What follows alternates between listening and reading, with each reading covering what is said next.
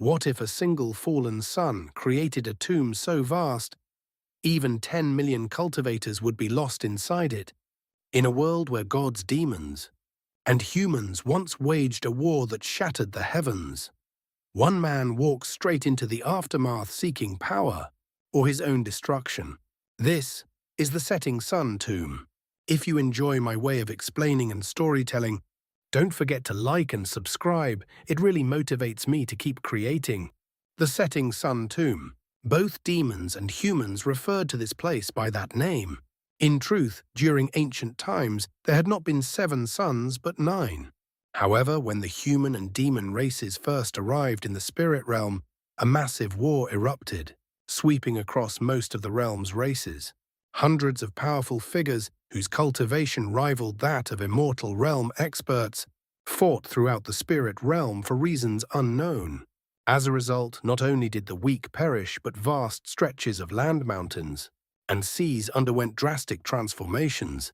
The earth itself was torn apart, and 2 of the suns were destroyed. It was said that one of those suns fell to this location, forming an enormous depression in the ground. However, this so-called depression was unimaginably vast. Even a high-grade cultivator, flying at full speed with the aid of powerful magic treasures, would require at least a year to cross it. Within it lay countless mountain ranges and tens of massive lakes spanning tens of thousands of kilometers, not to mention forests and plains. It was often said that even if 10 million cultivators entered the Setting Sun Tomb, they would be no more than a drop in the ocean. Given such an immense region, it was only natural that several human settlements existed along its borders. Among them, one of the most well-known was the cultivator-controlled city known as Setting Sun City. The city stood near the Setting Sun Tomb. Although its size was comparable to other cultivator cities, it was distinguished by the large number of mid-grade and high-grade cultivators who gathered there, placing it among the top 3 cities in the Heavenly Origin region. In addition, there were also many high-grade body refiners. These body refiners possessed strength comparable to foundation establishment and core formation cultivators. Yet their numbers were at least 10 times greater. If not for the extremely small number of peak-grade body refiners and deity transformation cultivators, it would have been difficult to even classify it as a cultivator city. Interestingly, on the opposite side of Setting Sun City, within demon territory, there existed another city with the same name established by demon cultivators. It was said that the demon city was even larger than the human one. High-grade demon cultivators gathered there in great numbers. Some powerful human cultivators had even traveled there to observe it from afar and had provided accurate descriptions. However, Han Li had little interest in the demon city. At that moment, he was walking along a street in the human Setting Sun City, observing the neatly arranged, tall shops on either side with a slightly unusual expression. This was an ordinary street. The shopkeepers were not qi condensation cultivators, but rather low-grade body refiners. The goods sold ranged from demon beast materials to magic and spirit tools. The variety was extensive, yet there were no shops dedicated to ordinary mortal goods. After entering Setting Sun City, Han Li had walked through several streets and encountered different scenes each time. The city was vast. Despite the presence of many cultivators and body refiners, the majority of its population consisted of mortals. They filled the streets and could be seen everywhere. However, they were all strong and sturdy men, constantly occupied with tasks for cultivators and body refiners. As Han Li turned a corner, his gaze swept forward and landed on a thin man who was loudly berating a group of people, his saliva flying as he spoke. The man was a qi condensation cultivator scolding a group of ordinary mortals. They stood there with miserable expressions, unable to respond under his barrage of words. Do you know what happened? That fanged beast lunged straight at my head the moment it saw me. I, an immortal master, merely waved my hand and released my black cloud sword, easily cutting off both of its claws. My magic tool is worth 10 mid-grade spirit stones, though it is only low-grade its power. Who are you? A hand had suddenly pressed onto his shoulder. Startled, the thin man let out a cry and turned around, only to see a young man smiling calmly at him. Just as he was about to scold him, his eyes caught sight of the golden ring on Han Li's finger. His expression immediately changed and he forced a smile. "My name is Tian Xing. May I ask how I can assist you?" Body refiners who could wear spirit rings were not ordinary individuals. They possessed at least mid-grade strength. Such a person was not someone a mere qi condensation cultivator could afford to offend. "My surname is Han Li," said calmly. "I saw that you were speaking quite enthusiastically just now. It seems you are familiar with this city. I would like to ask you a few questions. If possible, you can act as my guide for a few days." Tian Xing's face brightened. "So Brother Han has just arrived. Then you have indeed found the right person. While I cannot claim to know everything, I have lived here for several decades. However, how do you intend to compensate me?" Han Li rubbed his chin and said directly, 10 spirit stones per day." Tian Xing looked him over carefully, then smiled. "That is a bit too little. Please offer a bit more. I am also a cultivator. I could earn that much by gathering spirit medicines outside." Han Li let out a soft snort. 10 spirit stones is already sufficient. Try gathering spirit medicines outside and see if you can avoid becoming a demon beast's meal. I will give you 20 spirit stones. That is final." "Agreed." Tian Xing quickly responded upon seeing Han Li's displeasure. He then waved to the others. "You all continue. This immortal master and I have business to attend to." The mortals immediately dispersed. "Where would you like to go first?" Tian Xing asked cautiously, trying to gauge Han Li's strength. Body refiners were different from cultivators. Their cultivation depended on the toughness of their bodies and could not be discerned through spiritual sense. Han Li turned and walked forward without looking at him. "Take me to nearby shops that sell spirit tools and materials. At the same time, introduce the city to me." Tian Xing hurried after him and began speaking fluently. "That will be easy. Setting Sun City has 8 main districts. 3 are occupied by ordinary people. The remaining 5 are areas for cultivators and body refiners. Among those 5 districts, 4, including this one, allow free trade. Anyone can buy and sell as they wish. However, the 5th district requires a spirit stone just to enter. It is the central district of the city. High-quality spirit tools and top-grade treasures are all traded there. Most of the major businesses in the Heavenly Origin region are also gathered there. I have even heard that spirit treasures can be found there." Spirit treasures.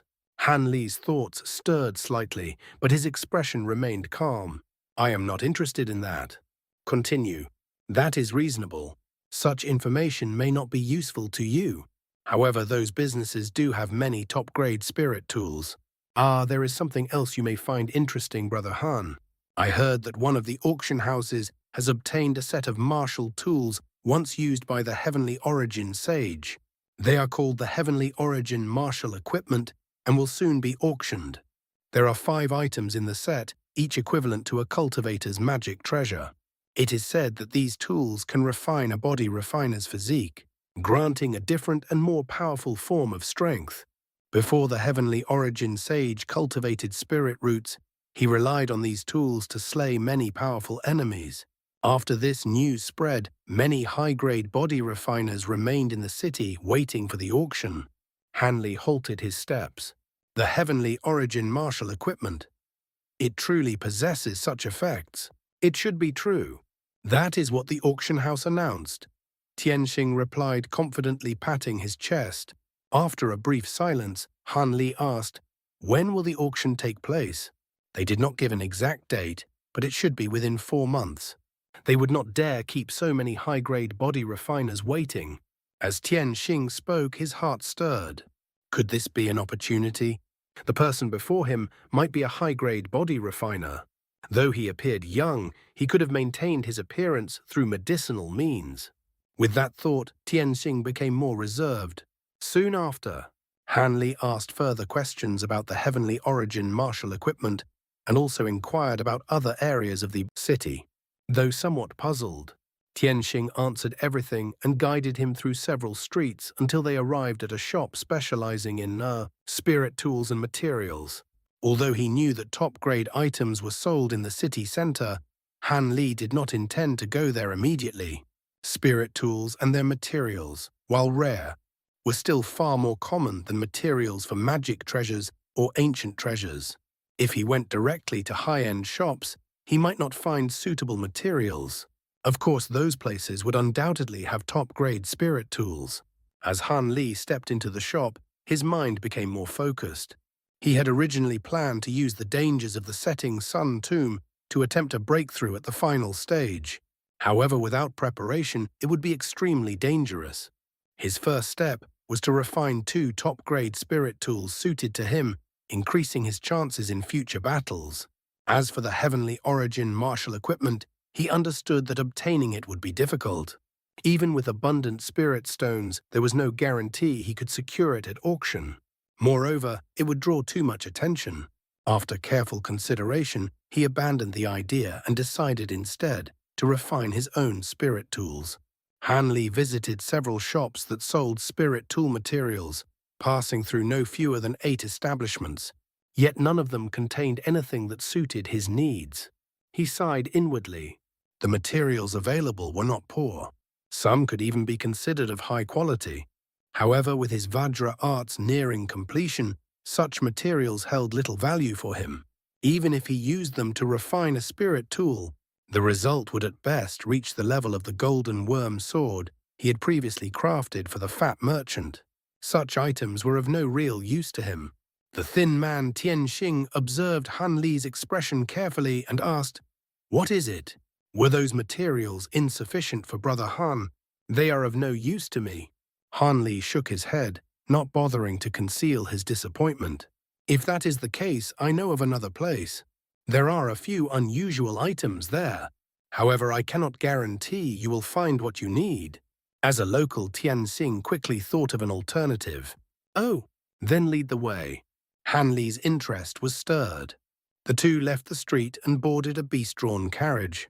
However, just as Han Li stepped onto it, a dragon's roar suddenly echoed through the sky, followed closely by the cry of a tiger. The two sounds overlapped, spreading across the surroundings and immediately causing a disturbance among both mortals and cultivators. Han Li instinctively looked toward the source. He soon saw a black speck moving rapidly through the air, arriving above him in an instant. It was a peculiar 3-headed beast, bearing both tiger and dragon heads. It pulled a faint azure carriage as it sped across the sky. Within moments, both the creature and the sounds faded into the distance. Spirit Lord Huang Liang has left his cave residence. "How is that possible?" Tianxing exclaimed in shock. "Who is that?" Han Li asked. Tianxing was briefly startled by the question and examined Han Li with a strange look. Han Li blinked and said with a faint smile, "What is it? Do I have something on my face? It seems Brother Han has come from a distant place." "You mean this person is quite well known in Setting Sun City?" Han Li frowned slightly. Tianxing immediately explained. "Although the city lord is a mid-deity, transformation stage cultivator, the strongest individual here is not him. It is Spirit Lord Huang Liang who has lived in the nearby mountains for over 10,000 years. It is said that he has already reached the stage of merging the 5 elements, an early void refinement cultivator." Void refinement stage. Han Li's heart trembled. After advancing to the deity transformation stage, Han Li had come to understand the vast gap between that realm and the void refinement stage. In the past decades within the spirit realm, the highest level of cultivation he had heard of was the integration stage, exemplified by the 3 human sovereigns. From what he had gathered through conversations with mortals and cultivators alike, there had been no mention of great ascension or ascension tribulations. It was as though the highest-level existences of the spirit realm never revealed themselves. Of course, it was also possible that he had only been interacting with the lower strata, where such information was scarce. After boarding the carriage, Tianxing eagerly continued speaking about Spirit Lord Huang Liang. Though most of it concerned the man's reputation, Han Li listened with a faint smile but offered no response. The carriage continued through the city for several hours before finally coming to a stop at the end of an unfamiliar street. Han Li stepped down and surveyed his surroundings, soon noticing a large shop. The store appeared unusual. Its entrance was tall, adorned with bold golden decorations. Above it hung a sign bearing the words Sky World Pavilion. On either side of the entrance stood iron pillars, nearly 3 meters tall. Silver chains extended from them, binding red lizard-like creatures. The two beasts immediately stood upright upon seeing Han Li step down from the carriage, fixing him with hostile gazes. "Let's go." Tianxing showed no concern. He took out a yellow tile and waved it toward the creatures. The lizards emitted strange roars before lazily lowering themselves back to the ground, allowing passage. Upon entering, Han Li unconsciously frowned. Inside was a simple hall spanning over 200 meters. A few items were displayed, but most of the space remained empty. In one corner stood a staircase beside which was a chair. A sickly old man with a drooping nose sat there half asleep as if he had no expectation of customers. "Old Shu, wake up. I've brought a guest." Tianxing stepped forward and shook the man's shoulder without hesitation. "A guest? Where?" The old man opened his eyes lazily, still appearing drowsy. Han Li examined him briefly before calmly saying, "I heard this shop carries some unusual items, so I came to take a look." The old man focused his gaze on Han Li for a moment, then smiled. "You are looking for unusual items. That is simple. This shop specializes in rare objects. What do you need?" "Materials for spirit tools," Han Li replied.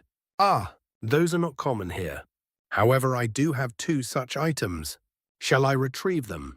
The old man smiled and turned to ascend the staircase. Watching his retreating figure, Han Li narrowed his eyes slightly. "This man seems to be a body cultivator and quite accomplished." Tianxing nodded. "That's right. Old Shu was once a renowned high-grade body cultivator. But several decades ago, he suffered an accident in the setting sun tomb. A vicious poison drained all the strength from his body. Now he can only run this shop." "I see." Han Li nodded in understanding. Tianxing smiled, intending to ask Han Li for his thoughts, when suddenly a beast's snarl sounded from outside, followed by an angry shout. "Beasts, you are courting death." 2 dull thuds followed, as if something heavy had struck the ground. Han Li and Tianxing turned in surprise, only to see a man and a woman standing at the entrance. The 2 guard beasts lay on their backs motionless. Tianxing cried out in alarm, but upon hearing faint whimpers from the beasts, he relaxed. Han Li glanced at the newcomers. Both appeared young. The man was handsome and composed, while the woman was exceptionally beautiful. Together they formed a striking pair. Their spiritual pressure was strong, clearly indicating that both were core formation cultivators. With a single glance, Han Li could tell that their apparent age matched their true age. In the spirit realm, with its abundant spiritual qi and plentiful resources, advancing to foundation establishment and core formation was far easier than in the mortal world. Even so, it remained remarkable for individuals so young to reach such a level. The man swept his spiritual sense over Han Li and Tianxing. Noticing that one of them was only at qi condensation, he immediately shouted in a harsh tone, "Are you the shop attendants?" His expression and voice carried clear arrogance. Although Han Li wore a ring that indicated he was a body cultivator, the young man had no interest in speaking with someone who associated with a mere qi condensation cultivator. Tianxing sensed their cultivation and quickly put on a respectful smile. "Number, this junior is merely a guest here on business. Your customers." "Then where is the shopkeeper?" the young man asked with a snort. "Old Shu has gone upstairs to fetch something." "He will be here shortly," Tianxing replied carefully. The young man ignored him and turned to the woman beside him, his tone softening. "Junior Marshal Sister Lu, we will need to wait a moment." "Is that acceptable?" "It is fine. My grandfather is likely speaking with the master at this moment. There is no need to hurry." "But does this place truly have what we are looking for?" The woman glanced around, her gaze lingering on the sparsely displayed items. "This is also my first time here. However, I have heard from a friend that this shop carries rare and unusual goods. Even if we do not find what you need, we may still come across something interesting," the young man said in a flattering tone. In that case, since senior martial brother Chien recommends it, I will take a look, the woman replied with a light smile. At that moment, footsteps sounded from above. The old man slowly descended the stairs, holding two decorated boxes. Oh, more customers. He appeared surprised, but upon glancing outside, his expression darkened slightly. It seems you have injured my guard beasts. Rest assured, I merely taught them a lesson. Their lives are not in danger. Junior Marshal Sister Lu is a descendant of Senior Huang Liang. Your beast startled her, so I had no choice, the young man said calmly. A descendant of Spirit Lord Huang Liang. The old man's expression shifted slightly before returning to normal. Very well. I will overlook it this once. He showed no further interest in speaking with them and instead walked toward Han Li, presenting the two boxes. Han Li did not reach out immediately.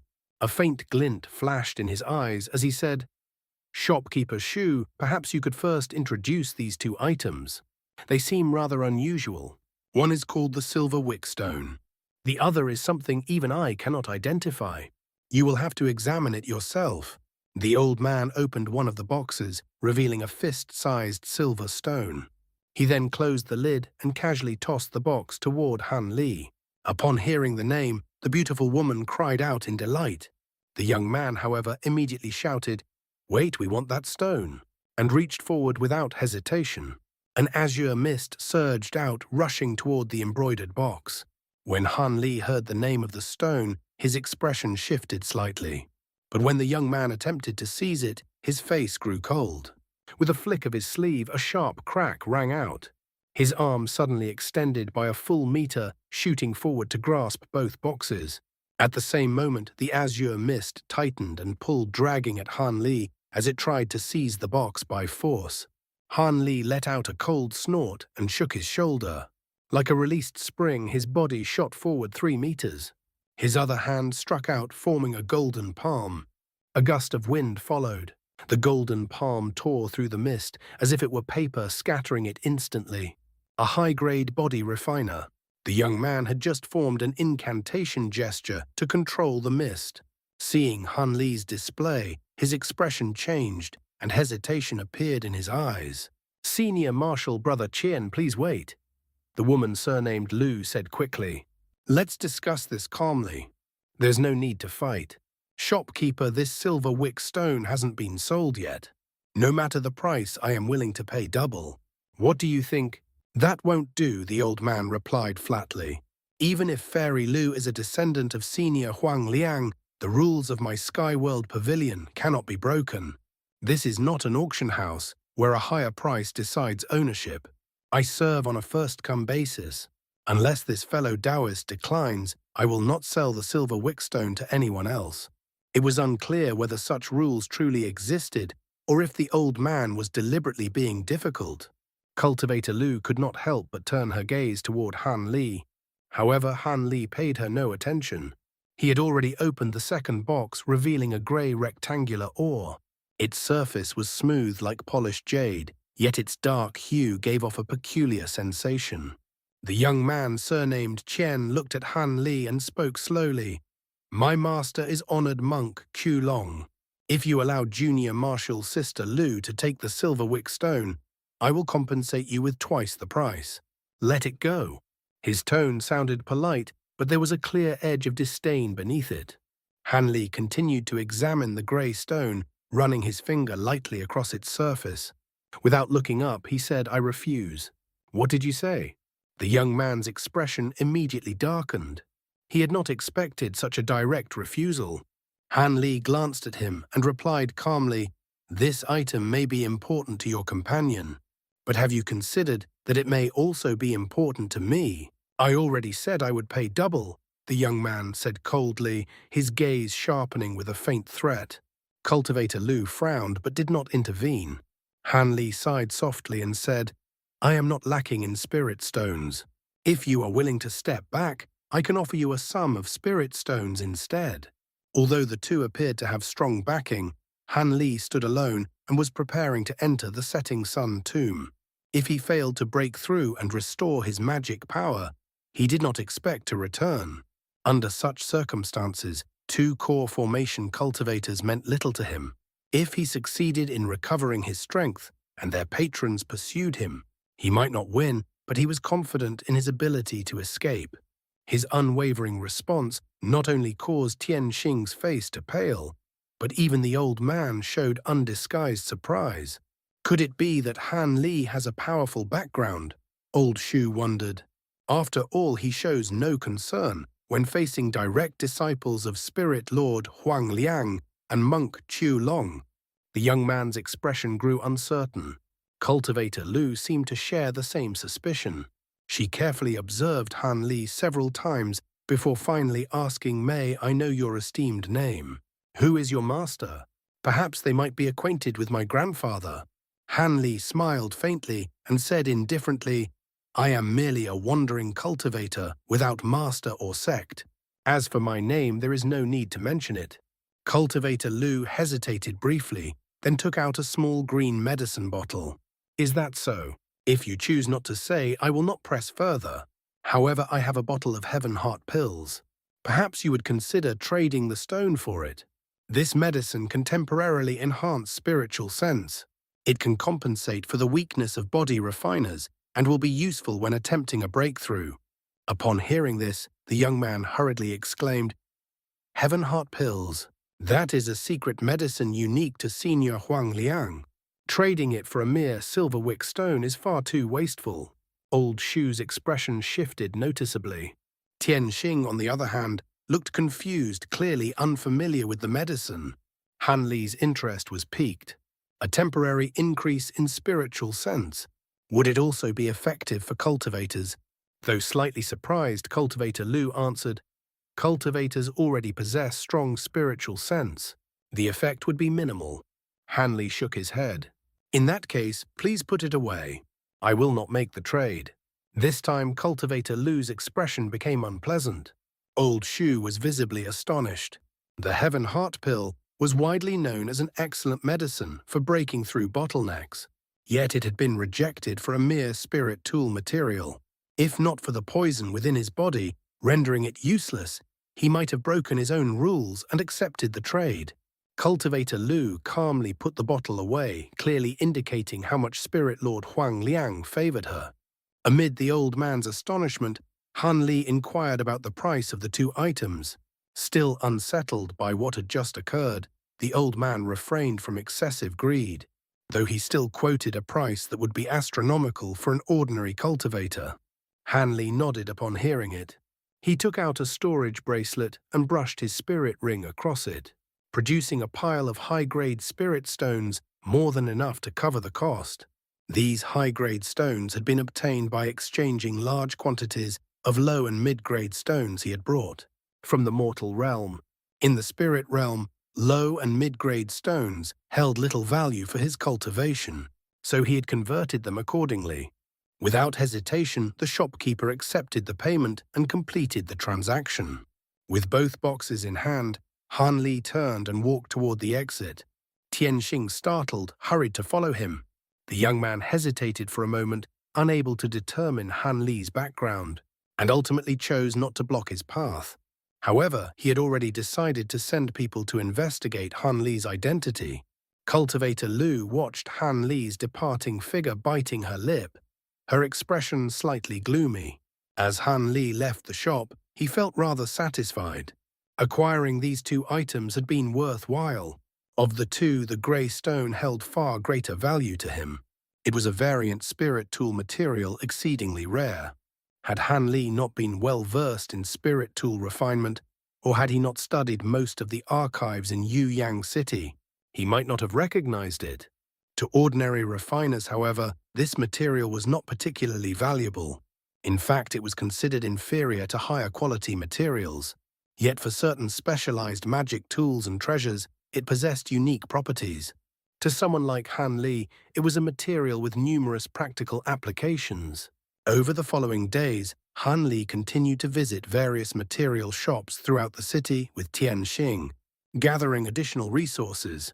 Afterward, he dismissed him and found an inconspicuous refinement shop, where he rented a forging room and secluded himself.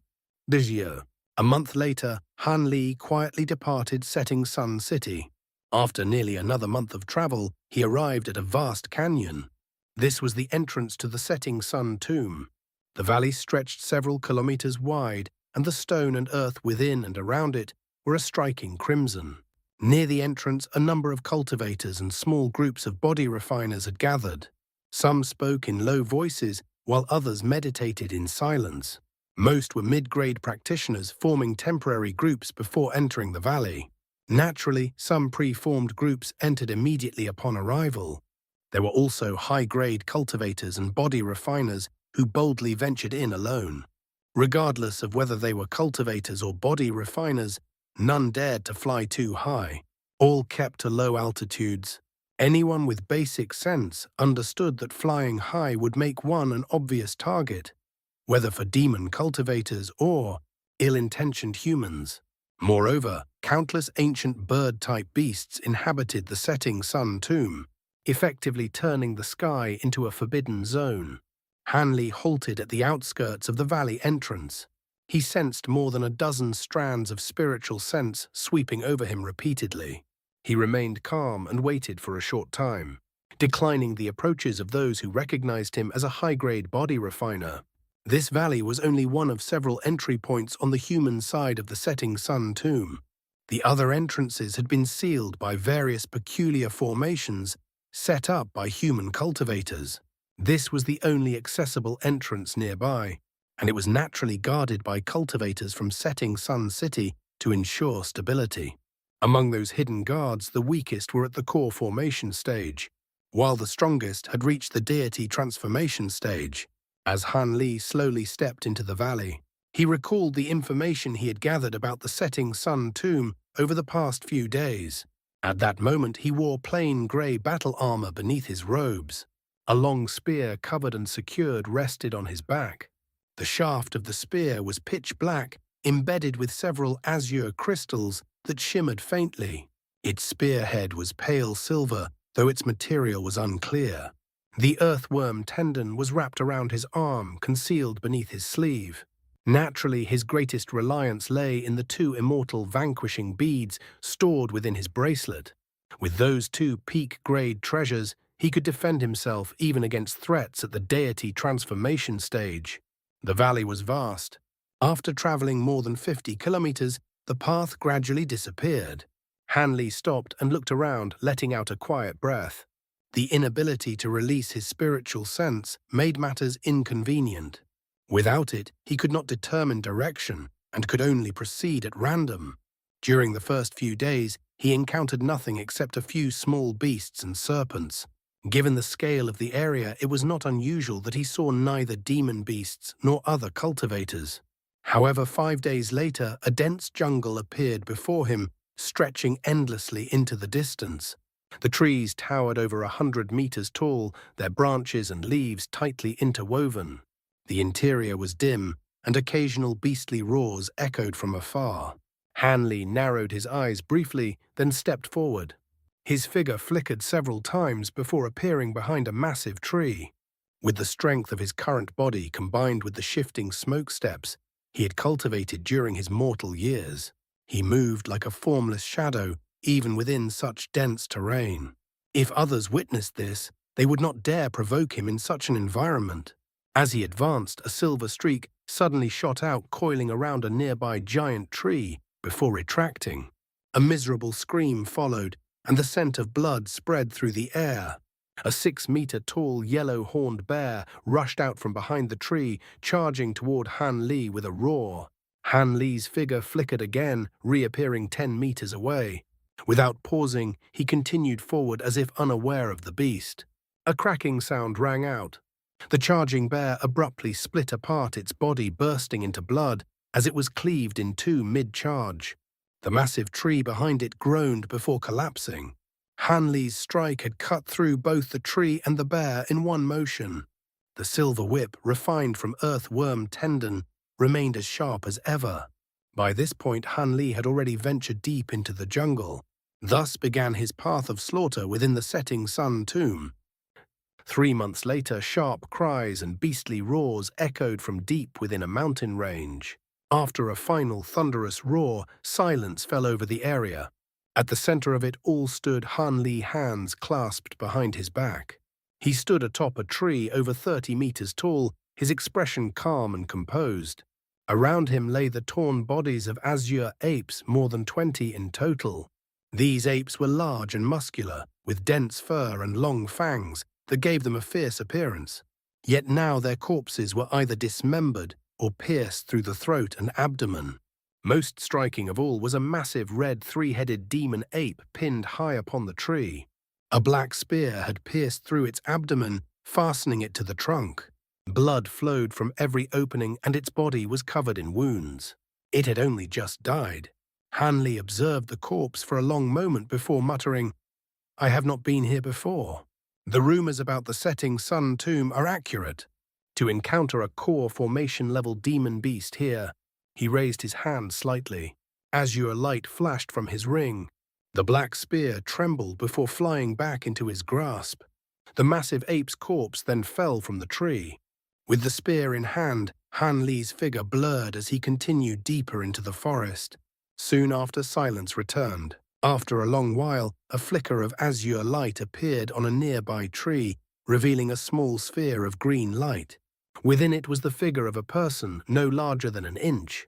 This tiny figure wore a long green robe. Her body was slightly curved, and her features were delicate and refined. She was clearly a beautiful woman.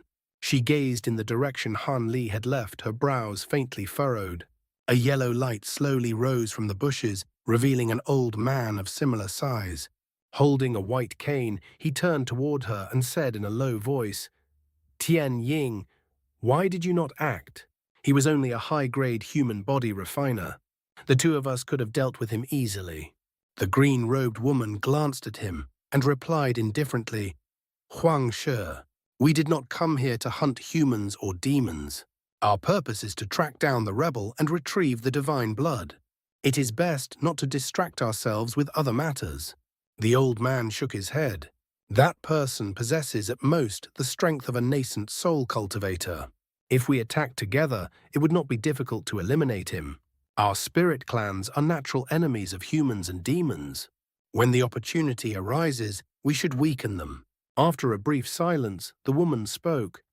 "If I were certain we could kill him, I would not have hesitated. But there is something unusual about him. It is better not to provoke unknown risks." "Unusual? What did you notice?" Huang Xi asked quickly. The woman's gaze shifted slightly. "Do you believe he is truly a body refiner?" Huang Xi showed a hint of confusion. "What do you mean?" "He used spirit tools to kill a core formation demon beast, yet I sensed no spiritual power from him. If he is not a body refiner, what is he?" The woman replied slowly, "As you know, I am a tree spirit. I can perceive things others cannot. His spiritual sense is extremely powerful, comparable to ours. To my knowledge, body refiners cannot possess such strength of spiritual sense. It is possible he is a deity transformation cultivator." Huang Shi's expression changed in shock. "You mean he is not a body refiner, but a deity transformation cultivator?" The woman shook her head slightly. "I did not say that with certainty. I cannot sense spiritual power within him, but that does not eliminate the possibility.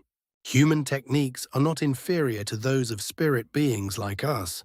It is not impossible for such concealment methods to exist. Our goal in this journey is to retrieve the divine blood. We should avoid unnecessary danger." Huang Shi nodded. "That is reasonable. If he truly is at the deity transformation stage, we would not be able to kill him. Even retreating would be a loss. Humans are indeed cunning. Any high-grade demon that encounters him will likely suffer. Who would expect a deity transformation cultivator to disguise himself as a body refiner? Even those of equal level could be caught off guard." After thinking for a moment, the woman asked, "By the way, Tie Li and Chi Mie should have already entered this place. If something had happened to them, our elemental spirit clans would have sent reinforcements. Do you think the water spirit clan has sent someone?" Huang Shi chuckled. "That is uncertain. The water spirit clan is the most mysterious among the 5 elements, and divine blood is of utmost importance to them. It would not be strange if they did." The woman nodded slightly. That is true. However, I have heard that the Artifact Spirit Clan is also sending members to intervene. Huang Shi's expression darkened. The Artifact Spirit Clan. They still have the face to get involved. The rebel originally came from their clan.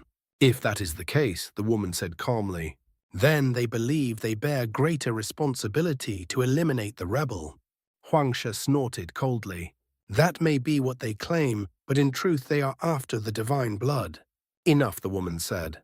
Regardless, the Artifact Spirit Clan understands humans and demons better than any of us. Their involvement may prove useful in dealing with the rebel. I suspect they dared to come here because they have some connection with the human race. The humans may already have people prepared to receive them. We must retrieve the divine blood before they make contact.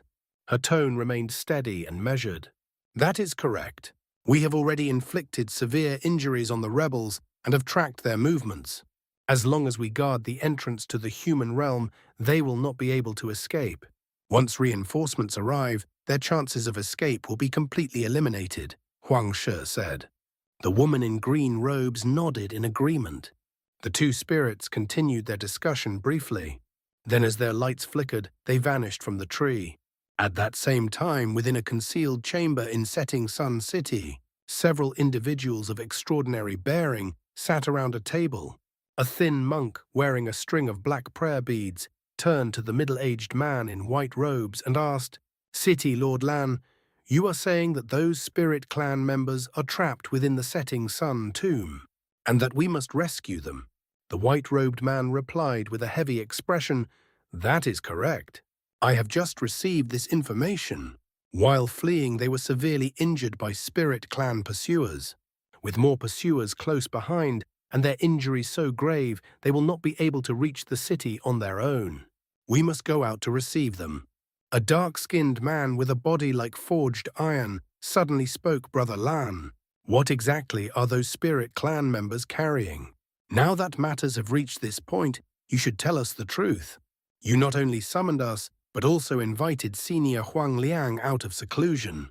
You would not do this without a matter of great importance. The final person present, a pale man dressed in wide yellow robes, heard his name and said, Fellow Taoist, Jin speaks reasonably. I came here at the City Lord's request, while my recent cultivation remains unstable. I am also quite interested in what those Spirit Clan members are carrying. Can City Lord Lan clarify this? This pale man was the renowned Spirit Lord Huang Liang, while the white-robed man was the Lord of Setting Sun City. City Lord Lan gave a wry smile. Senior Lu, fellow Taoist. Jin, if I knew what they were carrying, I would not have remained silent. However, I have received orders from the Sage Sovereign's palace to receive them. Orders from the Sage Sovereign. The monk and the large man both showed alarm. A faint glint flashed through the City Lord's eyes. The monk said in a doubtful tone, Then this matter must be directly related to the sovereign. City Lord Lan replied respectfully, I do not know, but even if the sovereign did not personally issue the command, it still came from the palace, so there is little difference. Furthermore, when the order was sent, a special envoy was dispatched to our city. Considering the vast distance from Heavenly Origin City, as well as the unstable spatial tears along the way, it will take them considerable time to arrive. We must ensure the safety of those Spirit Clan members until the envoy arrives. Huang Liang smiled faintly. Since the order comes from the sovereign's palace, there is nothing further to discuss. Still, I am curious about what those Spirit Clan individuals are carrying. The monk and the large man exchanged a glance, but remained silent. Since Senior Lu and you fellow Taoists have no objections, we will enter the Setting Sun tomb within 2 days and locate those Spirit Clan members. They are currently hidden. Who is there? Just as City Lord Lan was about to reveal the location of the Spirit Clan rebels, Huang Liang suddenly shouted and struck toward a nearby wall. A loud boom echoed as a yellow crystalline hand appeared and shot outward.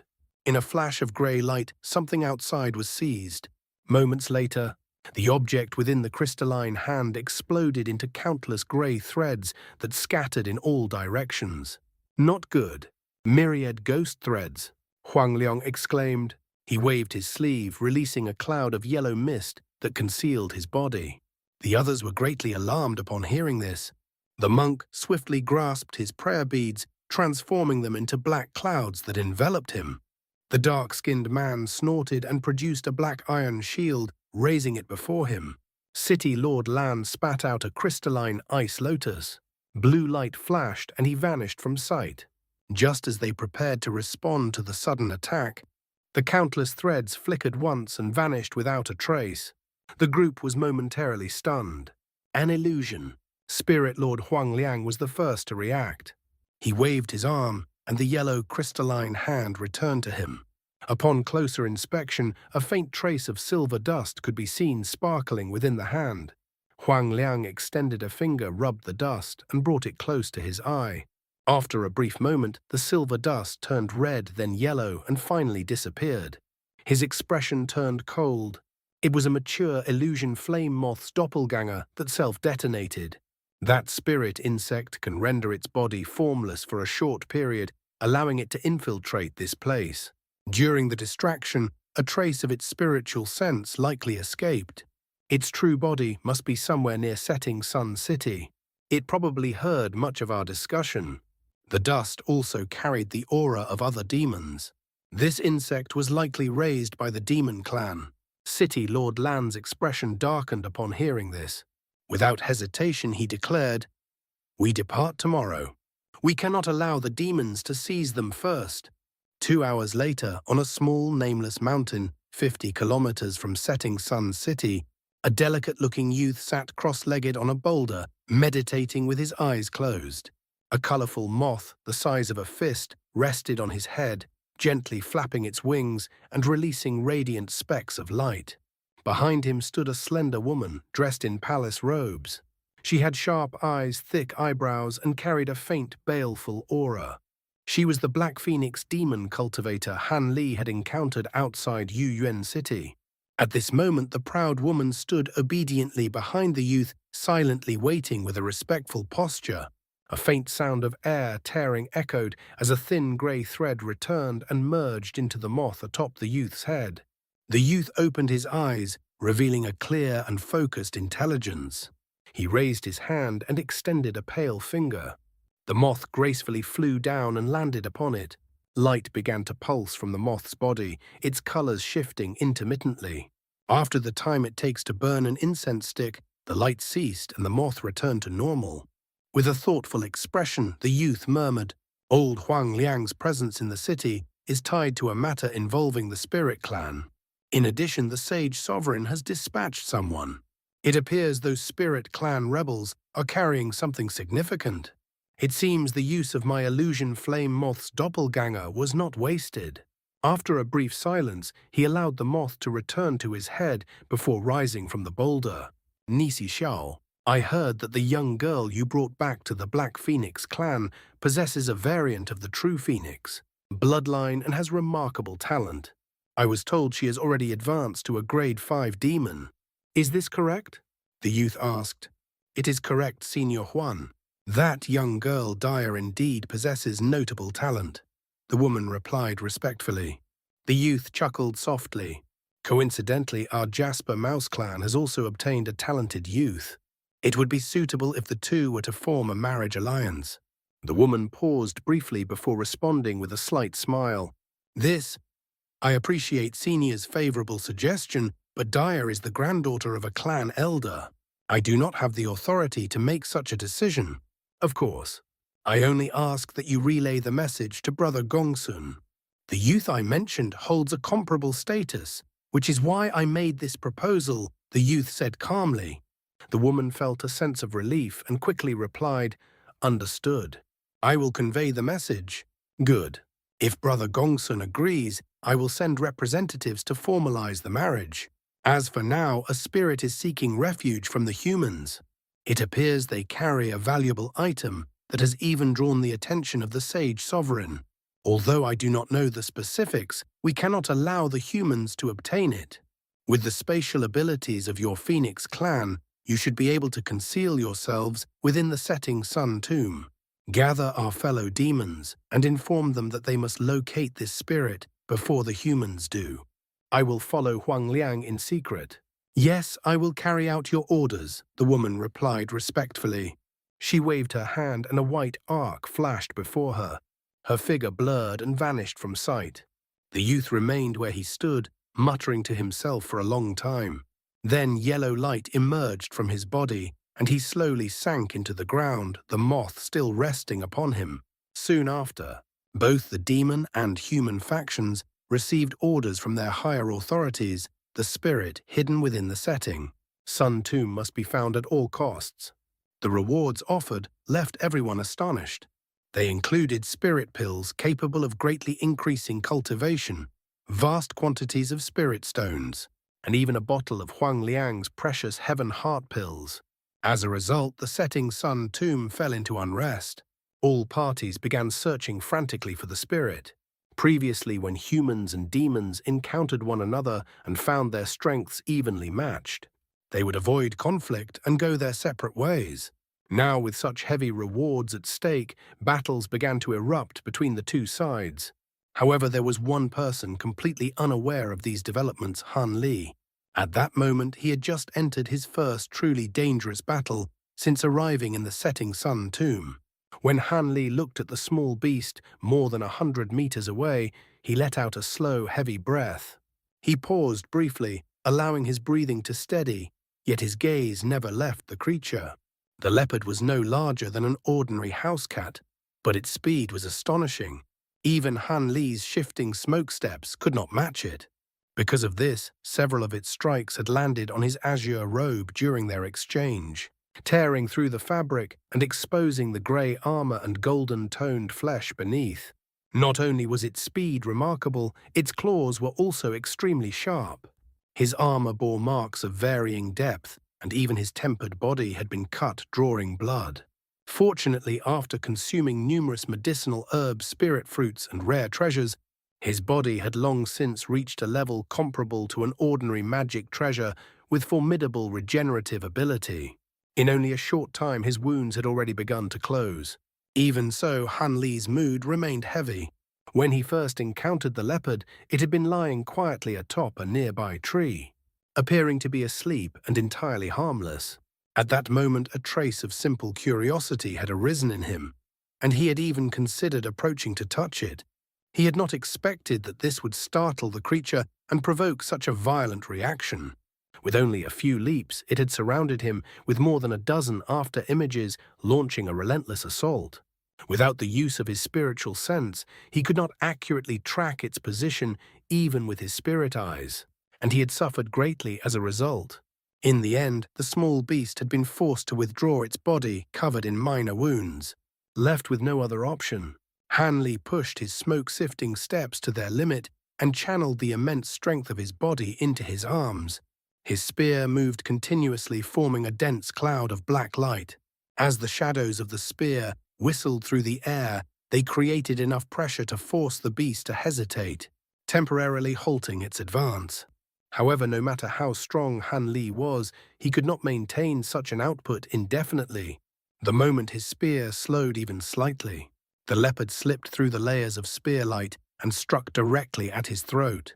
Alarmed, Han Li forced himself to move even faster than before. He twisted the spear just in time to block the incoming claw. The small beast seemed startled by this response. It leapt back more than 10 meters and fixed him with a wary gaze, its green eyes flickering with caution. For a moment, the two remained in a stalemate. The beast appeared increasingly uneasy, having encountered an opponent like Han Li Wan, with both immense strength and an unusually resilient body. Taking advantage of the pause, Han Li narrowed his eyes and carefully examined the leopard. After a short while, he sighed quietly. Aside from its small size, it looked no different from an ordinary leopard. He searched through the records he had read in Setting Sun City, but found no mention of such a creature. It clearly was not a demon beast. The leopard relied solely on the physical strength of its body. There was no trace of demonic power. Most likely it was some form of rare beast variant. After considering for a long time, this was the only conclusion Han Li could reach. Eventually, the small beast lost patience. A cold glint flashed through its eyes as it lowered its body, preparing to strike again. Han Li's expression tightened. He gripped his spear firmly and assumed a defensive posture. At the same time, a faint white light appeared in his other hand as he took hold of a spirit beast pouch. Inside it were his gold-devouring beetles. He had already decided that if the beast launched another attack, he would immediately open the pouch using his spirit ring. Although he could not control the beetles without magic power, their natural instincts would still be enough to deal with the creature. The only issue would be retrieving them afterward. Without spiritual sense, he would likely lose them entirely. But under the current circumstances, he had no other choice. The small beast let out a low snarl. Its figure blurred, splitting into 2, then 4. In the blink of an eye, more than 30 identical forms appeared among the trees, each bearing its fangs and poised to strike. Hanli's heart sank. He realized that the beast had not yet used its full strength. Without hesitation, he brought the pouch forward, ready to throw it. At that critical moment, a strange bird cry echoed from the distance. It resembled the call of a crow, but it was far harsher. The leopard froze instantly upon hearing it. Its after-images vanished, leaving only its true form. It gave Han Li a final deep look before turning and shooting into the depths of the forest. Within moments, it disappeared completely. Han Li slowly relaxed and put away the spirit beast pouch. He did not understand what had just occurred, but he had no intention of chasing after the leopard. What he needed now was a quiet place to reflect. During the earlier battle, something unusual had occurred. He had gained a faint sense of insight. There was a possibility of breaking through his current bottleneck. With a flick of his hand, he took out a new azure robe from his storage bracelet and replaced his torn clothing. Then he moved in the opposite direction of the leopard. Worried that the fleeting insight might fade, he did not travel far. Instead, he ran roughly 50 kilometers before arriving at a small valley. There he carved out a crude cave in a stone wall. He entered immediately and sat down cross-legged.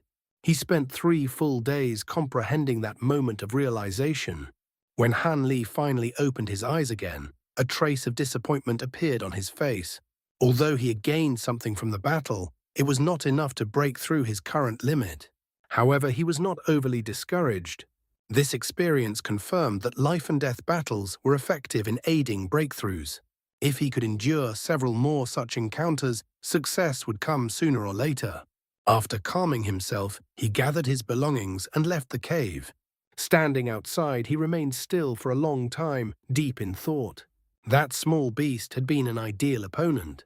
If he could fight it a few more times, he might be able to trigger another moment of enlightenment.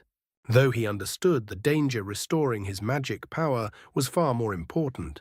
After a long period of hesitation, his expression steadied. He decided to search for the leopard again. Once he left the valley, he headed in the direction where the beast had disappeared. However, the result disappointed him greatly. He searched hundreds of kilometers across the surrounding mountain range, but there was no trace of the creature. With no other option, he left the mountains to seek another suitable target. More than 10 days later, near the edge of a vast lake, a group of over 10 body refiners in varied attire found themselves surrounded by crimson snakes with crests on their heads. The body refiners exerted their spirit tools to the limit as they attacked. The snakes used 2 forms of attack. Some released a crimson venom mist, while others launched themselves like arrows directly at their targets. The venom was manageable as the refiners had taken antidotes beforehand. However, they struggled to defend against the direct attacks. Although the snakes were not large, their bodies contained considerable strength. Even when struck by powerful spirit tools, they showed little sign of injury. Gradually, after repeated defenses, the refiners began to feel their limbs grow heavy and slow. Behind the smaller snakes stood a massive serpent. It appeared to be their leader. Observing the advantage of its group, it let out several hissing sounds as if expressing satisfaction. Suddenly, thunderous booms echoed from beneath the lake. Before either side could react, a surge of silver light burst upward. Countless arrows of light shot outward, striking both humans and serpents without distinction. "Ah!" The body refiners cried out, unable to evade. The snakes fared no better. In an instant, all were pierced like hedgehogs by the icy spikes. Only the giant serpent managed to react in time. It twisted its body and leapt over 30 meters away, narrowly avoiding the attack. But before it could land, the ground beneath it exploded. A silver hand shot out from the earth and seized it by the neck. Startled, the serpent twisted violently and bit down on the hand. A clear metallic sound rang out. The hand remained unharmed, while the serpent recoiled in pain, blood flowing from its mouth. Its fangs had shattered completely against the silver hand's hardness. Unable to endure the pain, it loosened its grip. At that moment, another silver hand appeared and grasped its head. The two hands pulled in opposite directions. With a tearing motion, the serpent's head was ripped from its body, blood spraying outward. Its corpse was then thrown aside. As the dust settled, a figure emerged, a man entirely covered in flickering silver light. At the same time, the surface of the lake stirred. Ice gathered together, forming a small crystalline humanoid figure about a foot tall without clear gender features. Water Wraith. "It is you," the silver figure said, his voice deep and resonant, like distant thunder. The ice figure shifted slightly and replied in a flat tone, "What? Tyren, did you not come here to find me? Chai Mi should be here as well. Call him out." "Hey, there is no need to call." A strange voice suddenly sounded nearby. A sphere of scarlet flame appeared beside the silver figure. In an instant, it condensed into the form of a man about half a foot tall.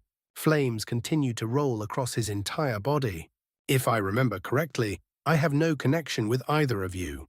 The reason you've come looking for me now must be related to that traitor, correct?" the waterman asked, showing no intention of exchanging pleasantries. "Correct. We have already located where that traitor is hiding," the silver humanoid replied.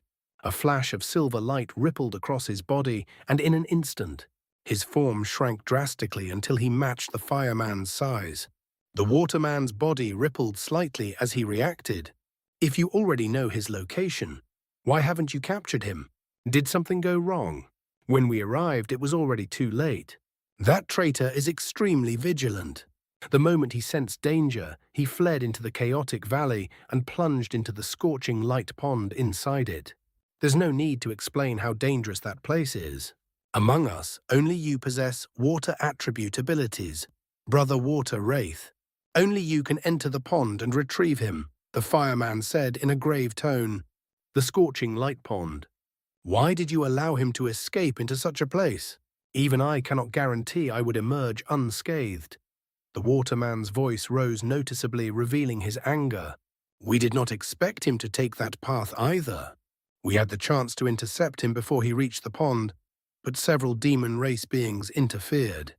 There was even a cultivator from the Black Phoenix race among them." The silver humanoid replied, his tone heavy. "How did the demon race learn about the traitor?" the waterman asked, his displeasure deepening. "We are not certain.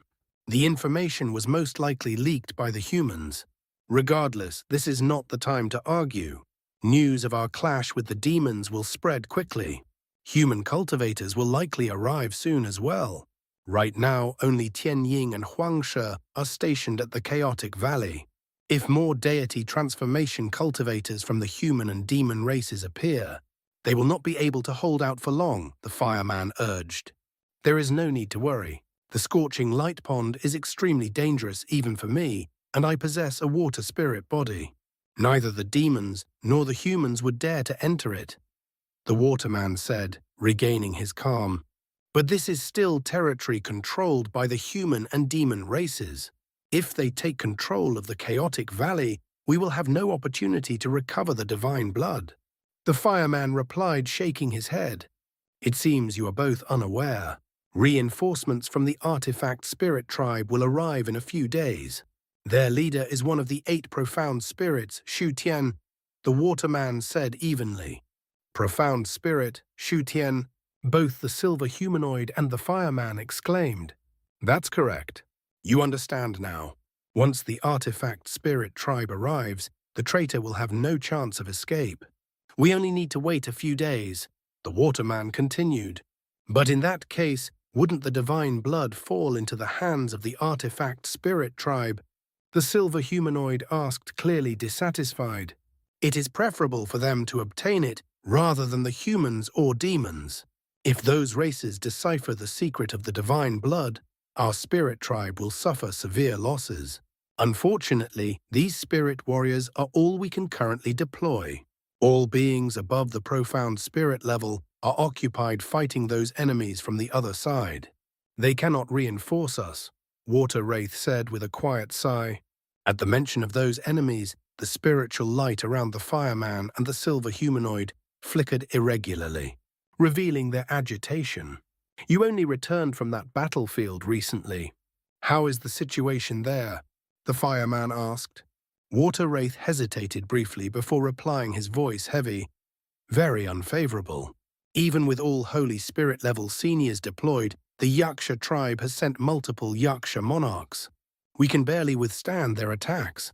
These xianxia beings naturally prey on heavenly spirits and are resistant to many of our abilities. They are our true nemesis. As for the human and demon races, eliminating a few low-level individuals is not an issue. But we must avoid provoking them excessively. Otherwise, we risk being attacked from both sides. Among all races in the spirit realm, our spirit tribe is the weakest. We must remain cautious. The fireman and the silver humanoid fell silent, their expressions heavy. Meanwhile, atop a barren hill, a young woman from the Black Phoenix race stood facing the entrance of a grey, mist-filled valley.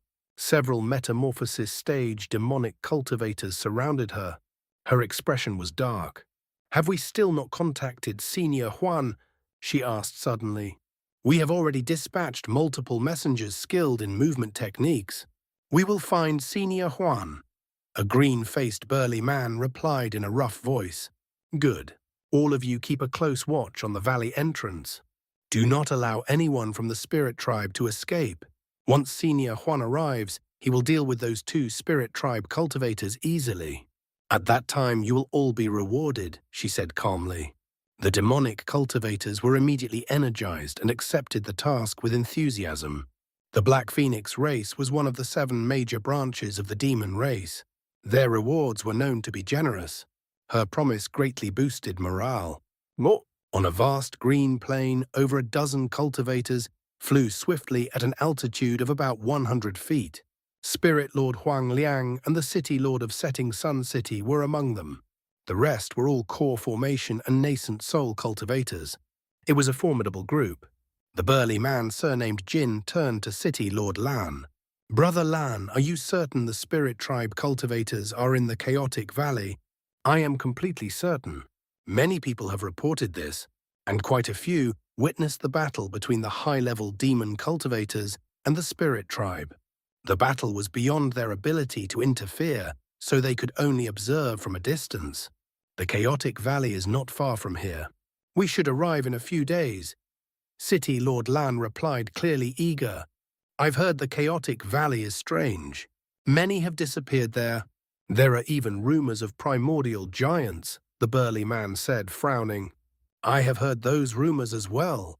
I personally investigated them. I can confirm there are no giants there. Those stories are unfounded. As for the missing cultivators and body refinement warriors, most were low or mid-level. Some areas in the valley are indeed dangerous. It is not surprising that weaker individuals would perish. However, the scorching light pond is worth noting. I have never ventured deep into it, but it is undoubtedly dangerous," City Lord Lan said seriously. "Hehe, even if giants existed, we have nothing to fear with Senior Huang Liang present," To Tuo said with a flattering smile. Huang Liang chuckled. "Do not be overconfident. The primordial giant race is known for immense strength. I am only at the spatial tempering stage. I would not claim invincibility. However, it is unlikely giants are present. They are violent, territorial, and possess low intelligence. If they were there, all humans and demons in the setting sun tomb would have been wiped out long ago. Even ancient beasts would avoid such a place." The others nodded in agreement. They continued flying toward the chaotic valley without further discussion. Soon they became distant black specks and vanished from sight. About 15 minutes later, a flash of white light appeared on the plain they had just crossed. A figure slowly emerged. It was the young demon raceman. He looked in the direction Huang Liang had gone, a faint, cold smile forming on his lips. The illusionary flame moth rested quietly on his shoulder, gently fluttering its wings. He watched the distance for a long time, eyes narrowed before sinking back into the ground. Hanli let out a low roar and thrust his spear forward, piercing the body of a winged wolf. At that moment, dozens of wind blades converged, forming a deadly net around him. 7 or 8 more winged wolves surrounded him. Hanli ignored the incoming attacks. Spiritual light flashed from the crystal at the spear's tip as he hurled it like a javelin. With his immense strength, the spear shot forward like lightning, instantly piercing another wolf. At the same time, Hanli pointed from below. The spear changed direction mid-air and shot toward another target. The wolf showed panic and spat out a stream of wind blades. They failed to slow the spear in the slightest. It was slain with a pained howl. By then, the wind blade struck Hanli. Golden light flashed across his body. He remained completely unaffected. His clothing was torn apart, but his body was unharmed. Moments later, he controlled the spear to eliminate the remaining wolves with ease. Finally, he raised his hand. The spear returned to him. He examined the tip and saw that the embedded azure spirit stones had become dull. He sighed faintly and struck the shaft with his palm. The stones fell away and dropped to the ground. He retrieved several fresh azure spirit stones from his storage bracelet, replaced them and stored the spear. After glancing once more at the wolf corpses, he walked toward a large tree. Beneath it grew a peculiar spirit herb, only a few inches tall. It emitted a faint silver glow shrouded in white mist and released a subtle, enticing fragrance. As expected of the spirit realm, this great Yi silver essence xianxia exists only in legend within the human world, yet it truly appears here. Anyone who consumes it can grow a layer of silver scales with remarkable defensive properties. No wonder those beasts were willing to risk their lives for it. However, in terms of defense, it is far inferior to the Vajra arts, so it holds little value for me. Still, I should be able to sell it to a mid-grade body refinement warrior for a decent price, Hanli murmured. He flipped his hand, producing a palm-sized green jade shovel. Crouching down, he carefully dug the silver xianxia from the ground. A trace of admiration flickered in his eyes as he examined it. Then he placed it into a jade box and stored it away. Since entering the setting sun tomb, Hanli had encountered many spirit medicines like this, items long extinct in the human world. Unfortunately, very few were of any real use to him at his current level. This was only natural. If such items could truly benefit deity transformation cultivators, they would have been taken long ago. As for the rare materials unique to the setting sun tomb, they grew only in extremely obscure locations. Searching for them was like looking for a needle in the sea. Because of this, few deity transformation cultivators were willing to explore this place. The strongest visitors here were usually 8th-grade metamorphosis demon beasts, or nascent soul cultivators. Beyond the 3 regions and the 7 demon territories lay the true primordial world, where countless heavenly materials and earthly treasures existed. The variety there was vast beyond imagination. Some spirit medicines could even defy natural law, granting a mortal a spiritual root and turning them into a low-grade cultivator overnight. Such treasures were undeniably tempting. However, venturing beyond human and demon territories without reaching the nascent soul stage was extremely unwise. The primordial world was filled with beings as powerful as spatial tempering cultivators. In addition, catastrophic natural disasters occurred frequently, making it a highly dangerous place. Nascent soul cultivators only possessed the most basic ability to survive there. Whether they could obtain the treasures they sought depended entirely on luck and ability. Yet after reaching the nascent soul stage, a cultivator's progress slowed drastically. If they did not venture into the primordial world in search of opportunities, they would likely remain at that stage for the rest of their lives. For this reason, many powerful beings left the territories of the human and demon races, entering the primordial world to seek breakthroughs. However, fewer than a third ever returned. The risk was extremely high. Even so, to maintain the number of top-tier experts within their races, the higher authorities of both humans and demons had no choice but to allow this. Han Li understood all of this. He felt both curiosity and caution toward the primordial world beyond the three human regions. If his strength had been greater, he might have already ventured out. Just as he stretched lazily and prepared to leave, a sudden rustling came from a nearby bush. A yellow shadow flashed through the air and appeared over 100 feet away. Han Li was startled at first, thinking he was under attack again. But when he looked closely, his expression shifted to one of surprise. The small yellow figure was the little beast that had granted him enlightenment earlier. However, the beast now looked panicked. Its fur was dirty and disheveled, clearly in a distressed state. It seemed to recognize Han Li and hesitated briefly. Then it turned and fled in the opposite direction without hesitation. Han Li naturally had no intention of letting it escape. He flicked his sleeve, and a silver rope shot out like a snake binding toward the beast. The little beast was enraged, but it could only continue fleeing. Its body flickered through the air, leaving after-images as it dodged the rope. Even so, this forced it to slow slightly. In that brief moment, a small white sword flashed through the air. As it moved, it transformed into a streak of white light and appeared directly in front of the fleeing beast. The light condensed into a miniature humanoid figure dressed in white robes only a few inches tall. Its features were pale and indistinct, making its gender impossible to determine. Its gaze toward the little beast was cold and detached. The beast trembled upon seeing it. Its paws touched the ground, its body lowered, and its fur stood on end as if facing a formidable enemy. Han Li's pupils contracted sharply at the sight. Without hesitation, he retreated. During his time in the spirit realm, he had learned much about hostile neighboring races. Spirit tribe cultivators who could assume human form were spirit generals, beings comparable to deity transformation cultivators. At his peak, he might have stayed to observe, but in his current condition, retreating was the only rational choice. His sudden movement drew the attention of the miniature figure. It swept its spiritual sense over him and gave a cold snort upon realizing he was merely a body refinement warrior. It casually raised a hand and flicked its fingers. 5 thin white threads shot out and vanished instantly. Sword threads. Han Li recognized them at once, and his heart tightened. He summoned his black spear and let out a low roar. Power surged into the weapon as he thrust it forward. A mass of black light erupted, forming a barrier before him. Almost simultaneously, the sword threads reappeared as if teleporting, crashing into the black light. The barrier collapsed almost instantly.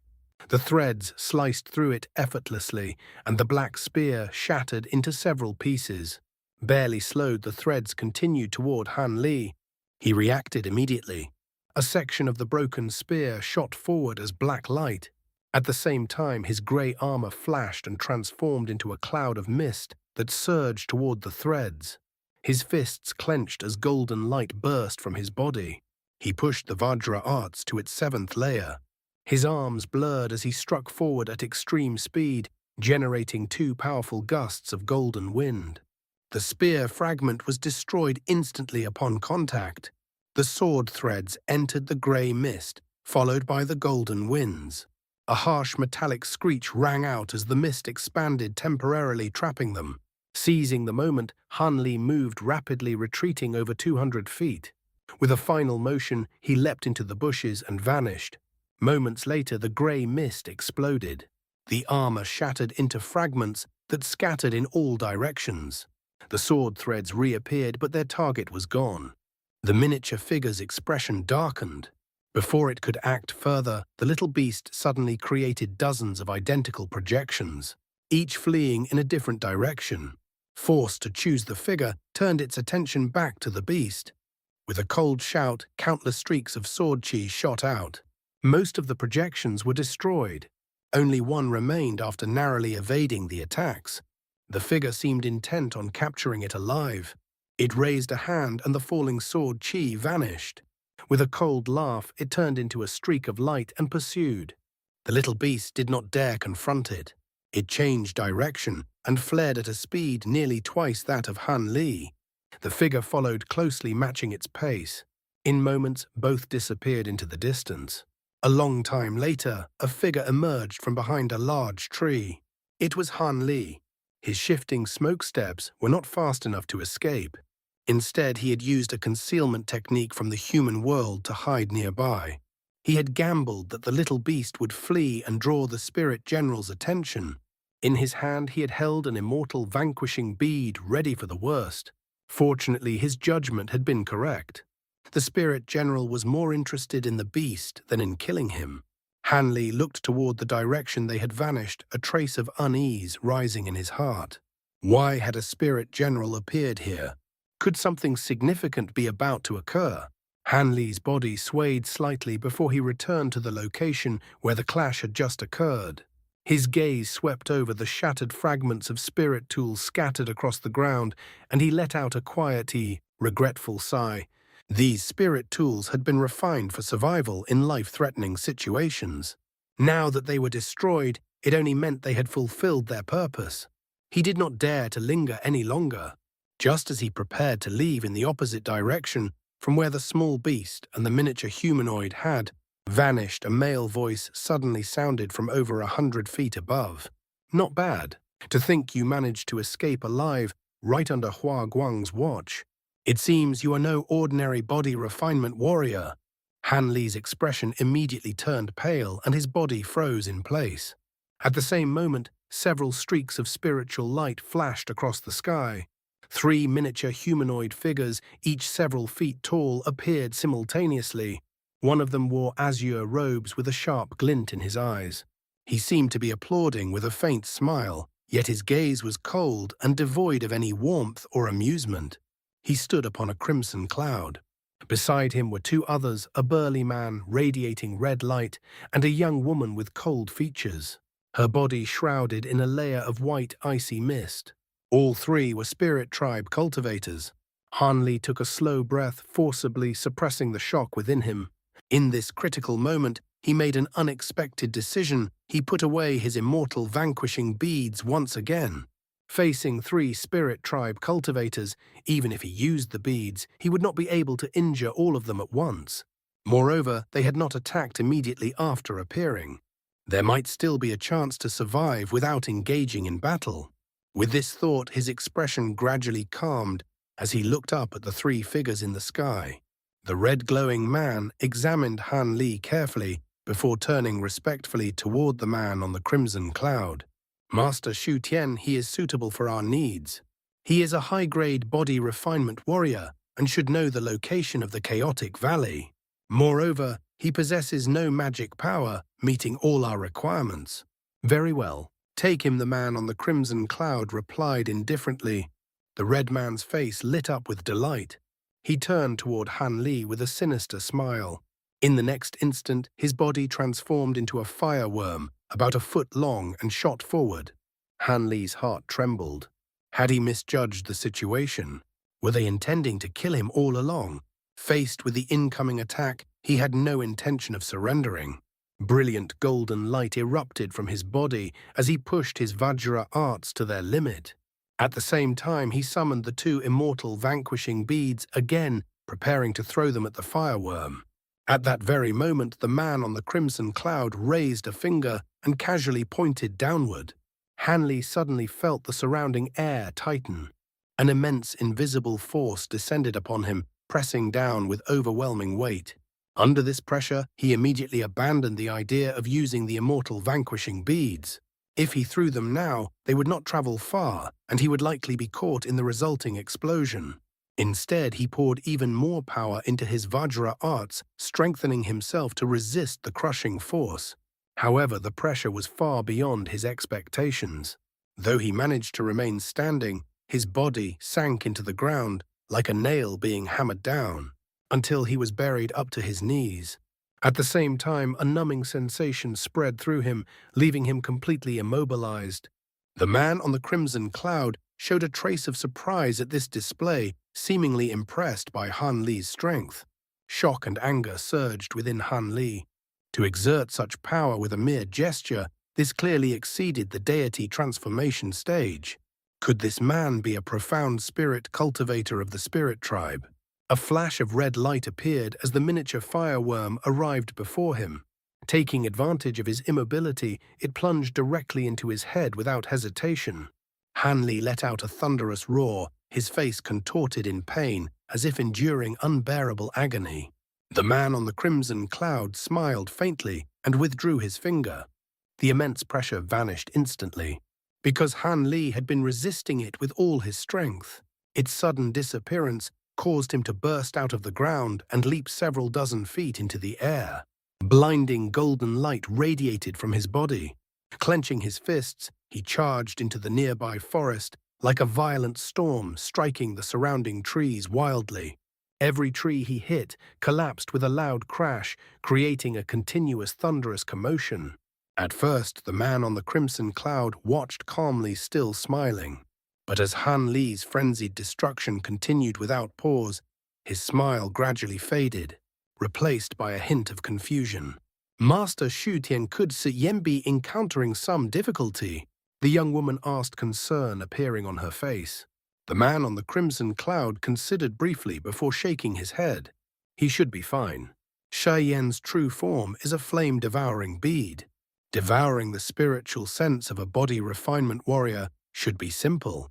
Moreover, the bead's aura has not weakened. Hearing this, the young woman felt relieved. Suddenly, the rumbling in the forest stopped. A trace of joy appeared on her face, while the man on the crimson cloud narrowed his eyes, staring intently toward the forest. Moments later, Han Li emerged once more. His face was expressionless and his eyes appeared slightly vacant. The man on the crimson cloud observed him briefly before asking, "How do you feel, Xian?" Han Li twisted his neck and replied in the voice of the burly man, "Not bad. This human body is quite strong." His spiritual sense was slightly stronger than that of an average mortal, so it took a bit more effort to suppress him. That is good. He is no ordinary body refinement warrior. I was concerned you might encounter difficulties, Shu Tian said with a faint smile. How is he different? He is only somewhat stronger than usual. Master Shu Tian, I have already learned the location of the chaotic valley, but it is some distance away. Shall we head there now? Han Li asked. There is no need to hurry. Hana Quen is pursuing that mutated leopard Kirin beast and should return soon. We will wait a while longer, Shu Tian replied. Han Li nodded and remained silent. After more than an hour, a streak of white light approached rapidly and appeared before them. As the light faded, it revealed another miniature humanoid figure holding an azure chain of light. At the other end, the small beast was tightly bound, hovering behind him. This human, the white figure said in mild surprise upon seeing Han Li. No need to worry. His spiritual sense has already been devoured by Xian. He is now under control, Shu Tian explained. I see. That is convenient. I did not bring a spirit beast ring, so carrying this leopard Kirin beast is troublesome. You can take care of it for now, the white figure said, visibly pleased as he tossed the bound beast toward Han Li. Without a word, Han Li caught it. A flash of light came from his spirit ring, and the small beast disappeared instantly. Good. Since you know the location of the chaotic valley, you will lead the way. Time is limited, and we cannot delay.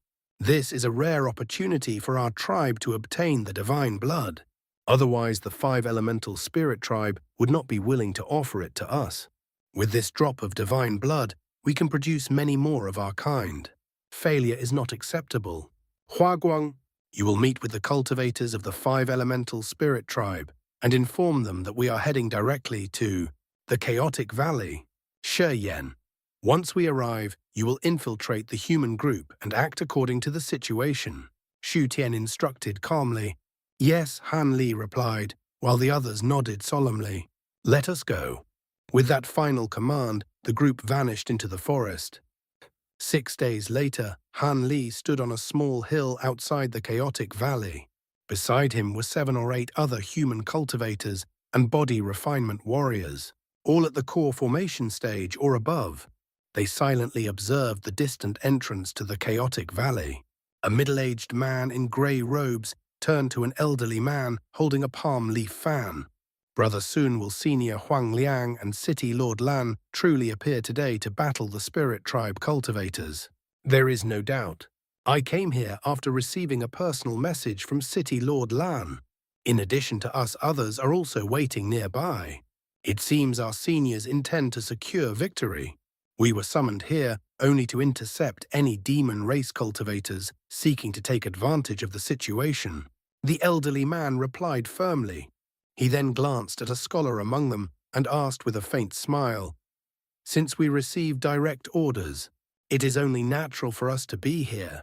But what about you two, Brother Li and Brother Han? I came to the setting sun tomb seeking a breakthrough. I would not miss a battle between beings above the deity transformation stage. Perhaps I will gain some insight.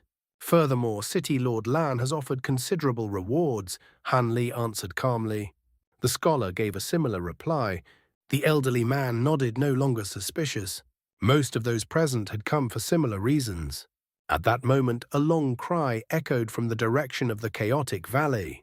Immediately afterward, countless surges of demonic chi rose into the air, merging into vast clouds of grey-white mist that covered the sky. Beastly roars resounded from all directions, carried by fierce foul winds. A vast surge of demonic chi rushed toward the entrance of Chaotic Valley the moment it appeared, catching Han Li and the nearby human cultivators off guard. Several cultivators had been monitoring this place. Not long ago, they had witnessed two spirit tribe cultivators suppressing the demon race beings present. Even several high-grade demon beasts at the metamorphosis stage had been slain, making it clear that those two spirit tribe cultivators possessed formidable power. Yet now the demon beasts were creating such a massive disturbance.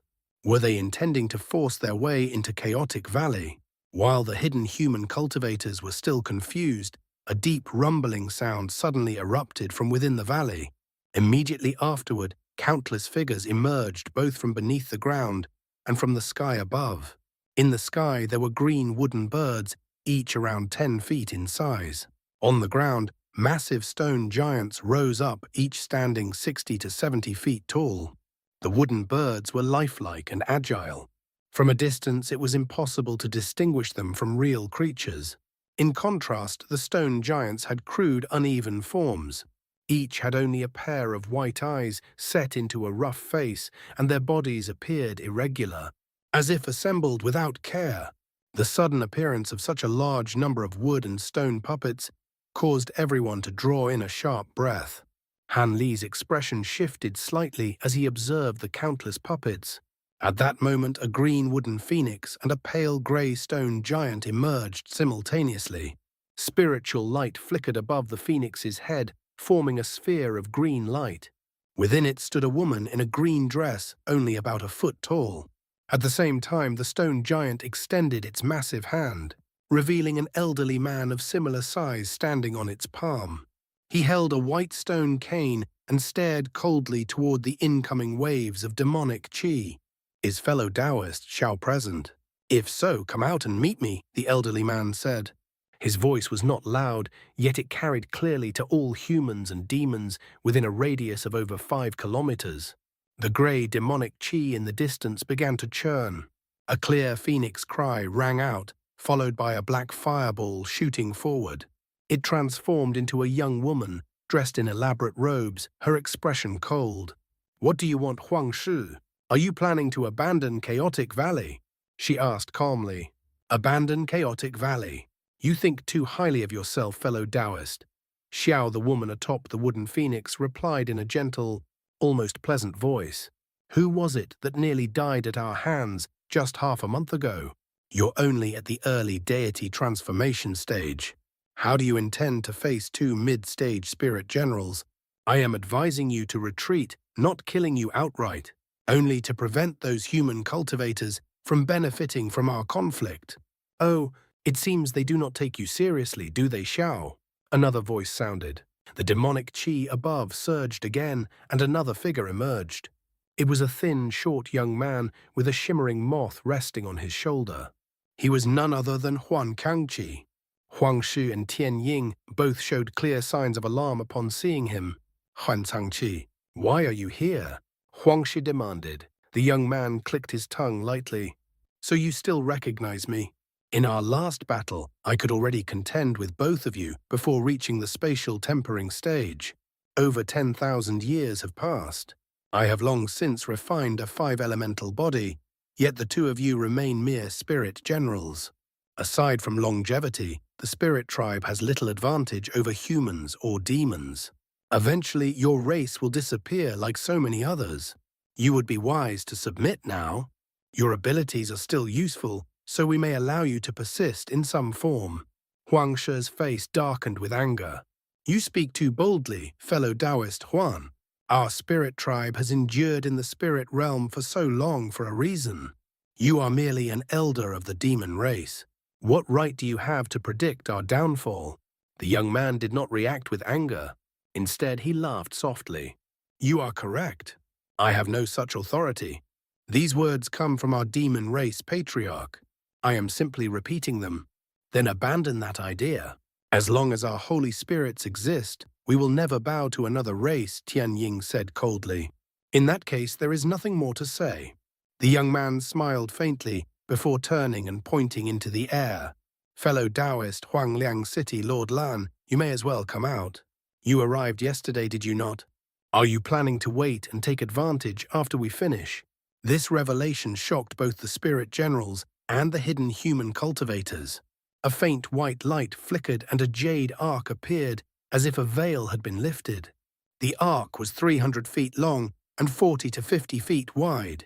Spirit Lord Huang Liang and several human cultivators stood upon it. All of them looked surprised that their concealment had been exposed.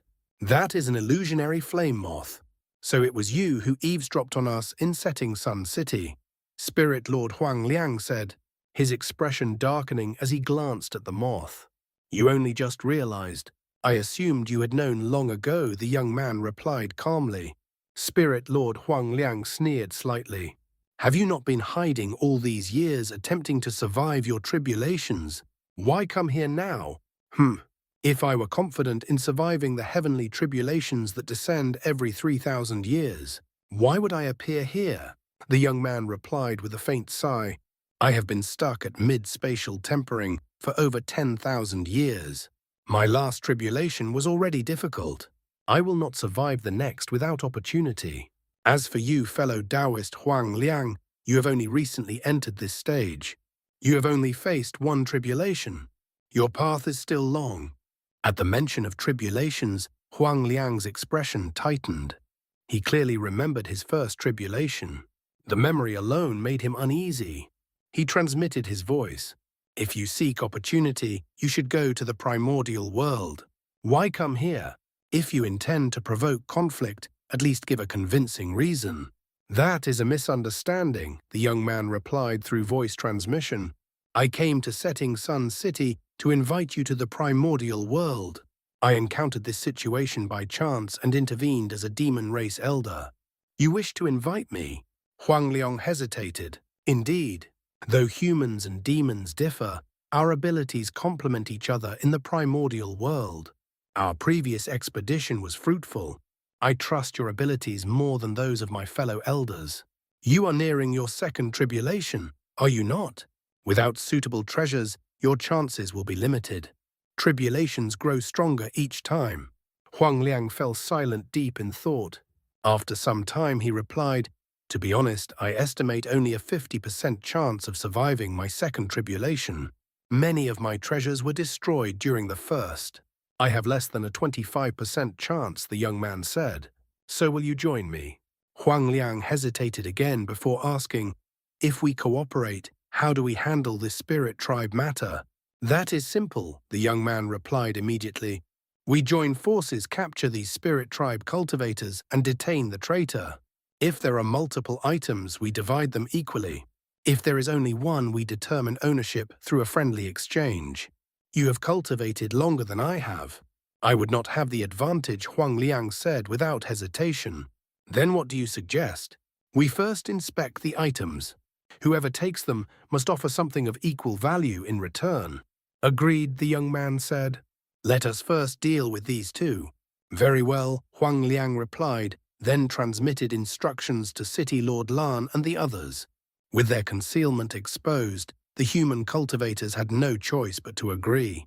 City Lord Lan raised both hands. A massive blue fireball shot into the sky and exploded. Immediately, lights of various colors appeared as numerous human cultivators and body refinement warriors revealed themselves from within the forest. Under the firm command of Spirit Lord Huang Liang, all present humans came to understand that they would be cooperating with the demon race to deal with the spirit tribe. Cultivators. Although this arrangement caused some surprise, no one voiced any objection. Moments later, the demonic chi above began to churn violently. From within it, a large number of ominous demon beasts, along with more than a dozen demonic cultivators at the metamorphosis stage, revealed themselves one after another. At the same time, the human cultivators summoned their treasures and spirit tools. Streams of radiant light rose into the sky in response. Tian Ying and Huang Shi had already felt unease when the demon youth communicated with Spirit Lord Huang Liang through voice transmission. After observing everything that followed, they clearly understood that a temporary alliance had formed between humans and demons. Their expressions grew grim. After exchanging a glance, they immediately chose to retreat. Behind them, the wooden birds and massive stone giants also began withdrawing quickly toward the valley entrance. The spirit tribe cultivators retreated without offering any resistance. This development surprised both the humans and the demons. However, they naturally assumed that the spirit tribe was retreating because they knew they were outmatched. With morale rising, the combined forces immediately gave chase. In a very short time, the slower wooden constructs and stone puppets at the rear were destroyed. Several humans and demons at the front had already rushed into the valley. There had been no resistance at all. The demon youth and spirit lord Huang Liang both felt puzzled by this. They had fought the spirit tribe before and understood their tenacity well. Yet now the spirit tribe retreated without even testing the enemy. This was clearly abnormal. The youth's expression darkened. He turned quickly to Spirit Lord Huang Liang and said, "Tell them to stop. Something is wrong." "Indeed, something is not right," Spirit Lord Huang Liang agreed. He inhaled deeply and let out a long cry, signaling a retreat. However, at that very moment, a vast crimson glow suddenly appeared above the valley entrance. Thunder roared as a crimson lotus several dozen feet in size formed within the light. Its petals were as red as fresh blood, spinning rapidly in the air. The demon youth's face changed as he exclaimed, "This is bad." Its profound spirit Xu Tian, Spirit Lord Huang Liang, had never seen this lotus, but he had heard of the 8 profound spirits of the artifact spirit tribe. Hearing this name, his expression also shifted. Before either of them could act, the lotus abruptly transformed into a massive crimson waterfall that crashed down from above. Any human or demon touched by it was instantly reduced to smoke. Neither defensive treasures nor protective demonic chi could withstand it. In an instant, less than half of the original force remained those who had not yet entered the valley. The survivors were filled with shock and fear, retreating even before Spirit Lord Huang Liang could issue another command. After consuming so many lives, the crimson waterfall did not stop. It surged out of the valley and pursued the fleeing humans and demons. The demon youth and Spirit Lord Huang Liang could no longer stand idle. Both were enraged and acted at the same time. The youth opened his mouth, releasing a torrent of violent grey demonic wind. It condensed into a windworm and charged toward the waterfall. Meanwhile, Spirit Lord Huang Liang snorted coldly and flicked his sleeve, summoning a golden yin-yang mirror before his chest. Forming a hand seal, he unleashed a pillar of golden light as thick as a bowl. With a series of loud explosions, the windworm and golden light struck the crimson waterfall, halting its advance. "Haha, I did not expect to encounter 2 beings of equal standing in such a remote place. Forgive me for not welcoming you sooner." The crimson waterfall reversed and condensed once more into a lotus. A humanoid figure appeared atop it. A spirit tribe man in long azure robes stood there, his gaze sharp. It was Xu Tian of the artifact spirit tribe. After he withdrew the waterfall, the youth and spirit lord Huang Liang exchanged a glance and also retracted their attacks. The grey winds and golden light dissipated, but both of them continued to observe Shu Tian with guarded expressions. Spirit Lord Huang Liang glanced toward the surviving humans. Only about 100 remained. Even the two nascent soul cultivators who had accompanied him were gone. Rage surged within him. Shu Tian, how dare you slaughter juniors so recklessly as a profound spirit? Are you not afraid we will retaliate against your spirit tribe's younger generation? He roared. They are merely beings below the nascent soul stage. Their lives hold little value. Would your human race declare war over such a trivial matter? Besides, were you not about to do the same to our two spirit generals? Shu Ten replied calmly, unaffected. Behind him, spiritual light flickered as several small humanoid figures appeared, including Tai Ren and Hua Guang. The demon youth and spirit lord Huang Liang were slightly surprised. Both quickly assessed the situation. After a brief evaluation, they realized that although they had suffered heavy losses, their combined forces still held a slight advantage. Spirit Lord Huang Liang let out a cold laugh, preparing to speak, when the youth suddenly noticed something. Wait, the water tribe cultivator from the 5 elemental spirit tribe is missing. They are stalling for time. Spirit Lord Huang Liang immediately understood. Fury surged through him as he waved his hand. The golden mirror released beams of light again, while the youth unleashed his grey winds once more. The remaining humans and demons, led by the young woman in palatial robes, and City Lord Lan, launched a unified assault.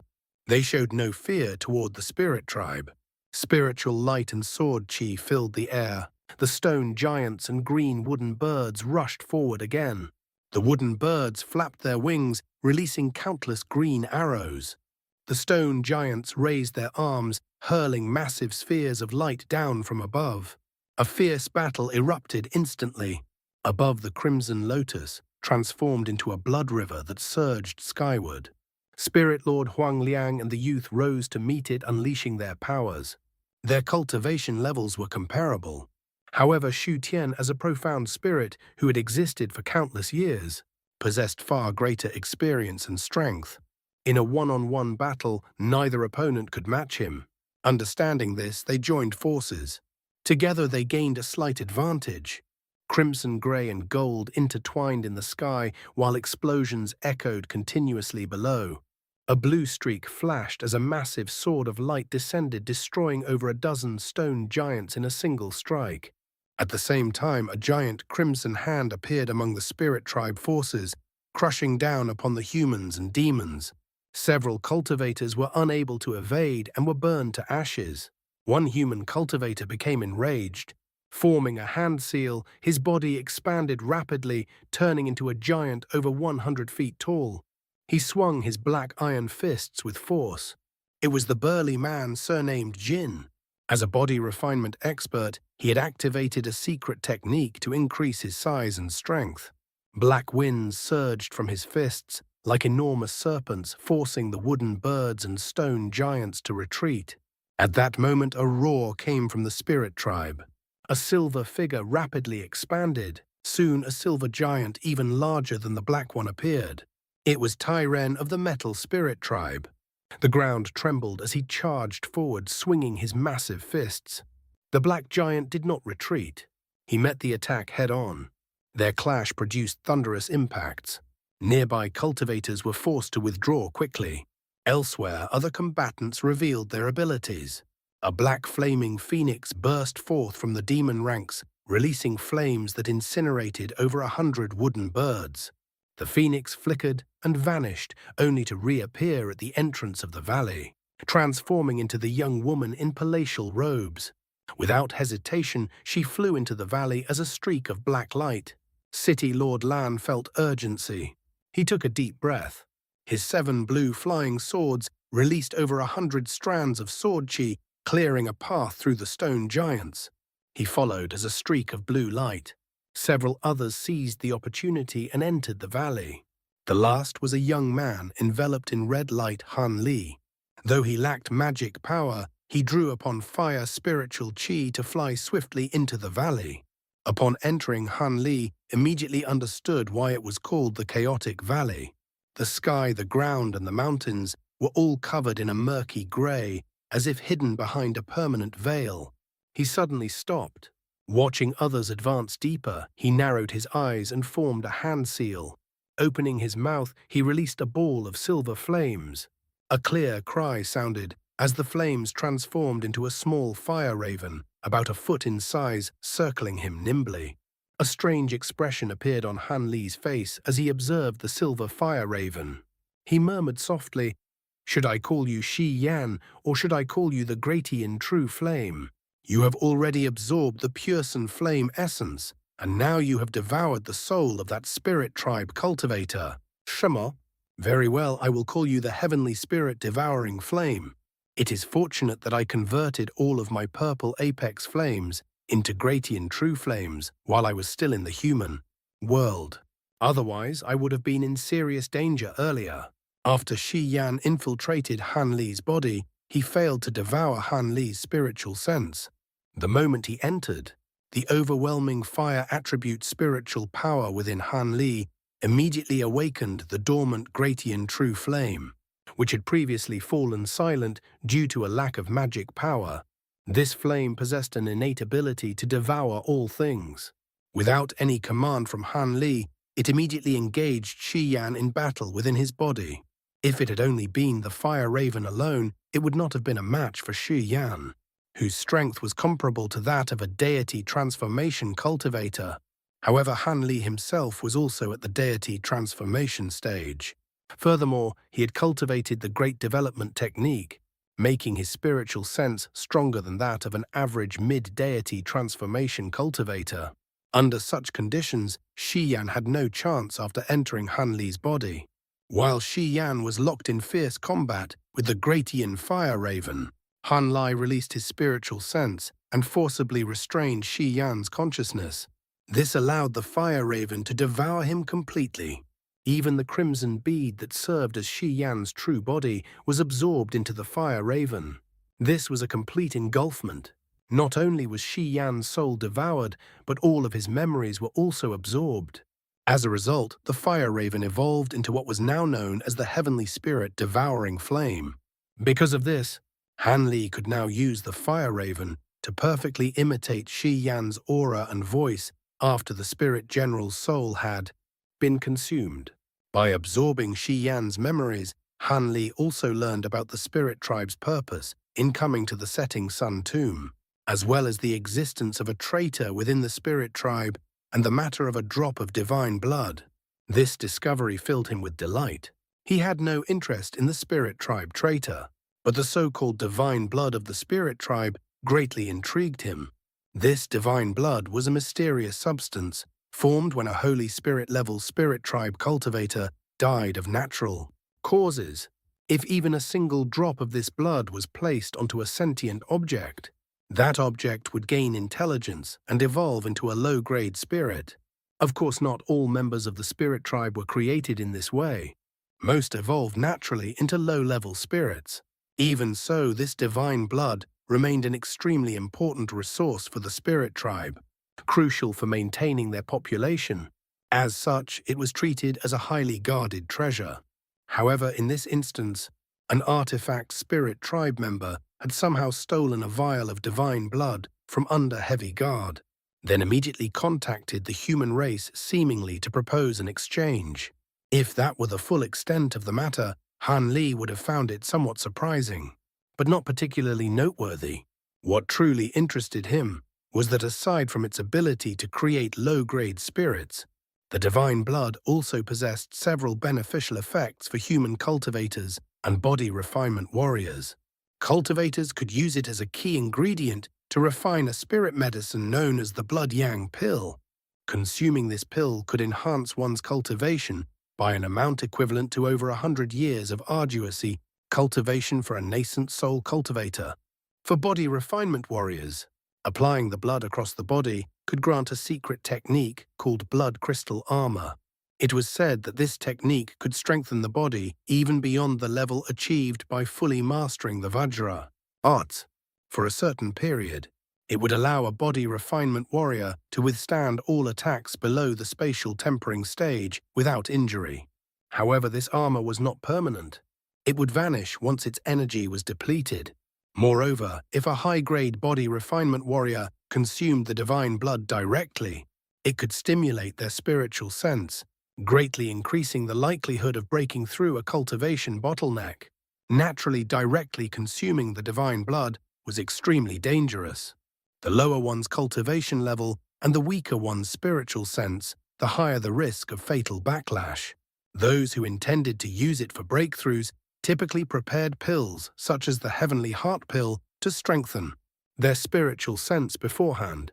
Even so, it remained a risky endeavor. Han Li was nevertheless greatly pleased after learning all of this from Shi Yan's memories. His spiritual sense was already at the deity transformation stage, yet he was also cultivating body refinement techniques. This divine blood was ideally suited for him. He was confident that he could eventually master the final layer of the Vajra arts on his own, but he had no estimate of how long it would take. Additionally, he did not know when his minor heavenly tribulation would arrive, so it was best to restore his magic power as soon as possible. Another reason he had chosen to enter the chaotic valley was that he had temporarily regained the ability to use magic power. Although he had only recovered about 60 to 70% of his former magic power, the density of his peak power meant that this was still comparable to that of an average deity transformation. Cultivator. After the Gratian fire raven devoured Shi Yan, the latter's pure fire attribute spiritual power was temporarily stored within the fire raven. Han Li was now dispersing this spiritual power throughout his body and using it as his own. However, this power was finite. It had been cultivated by Shi Yan and would eventually be exhausted. Moreover, since it was entirely fire attribute spiritual power, Han Li could not utilize it with full efficiency. Even so, with his abilities and treasures, he still surpassed others at the same cultivation level. If he chose not to use this power, it would gradually dissipate on its own. By his estimation, he would likely revert to being a mortal within a month. Han Li had no intention of wasting this opportunity. Thus, he decided to take a risk by assuming Shi Yan's identity and following his assigned role to infiltrate the humans within the chaotic valley. Now that he had successfully entered the chaotic valley, it was time to act. Moments later, Han Li pointed a finger at the spirit-devouring fire raven. The creature spread its wings and vanished into a nearby rock wall. Han Li then flipped his hand, producing a faint yellow talisman between his fingers. He pressed it onto his body, and brilliant yellow light erupted around him. Forming a hand seal, his body swayed as he attempted to use an earth movement technique to burrow underground. However, things did not proceed as expected. After sinking only about a foot into the ground, he could not descend any further. An invisible force blocked his movement. Han Li's heart tightened. It seemed that the chaotic valley possessed unusual restrictions that required caution. After a brief pause, he retrieved a purple talisman from his storage bracelet. Several silver runes shimmered upon it, written in the rare beveled silver script, seldom seen even in the spirit realm. After studying the endless sky beast's insights derived from half a page of the golden jade tome, combined with his own understanding, Han Li had managed after numerous failures to create this semi-immortal talisman while still in the human world.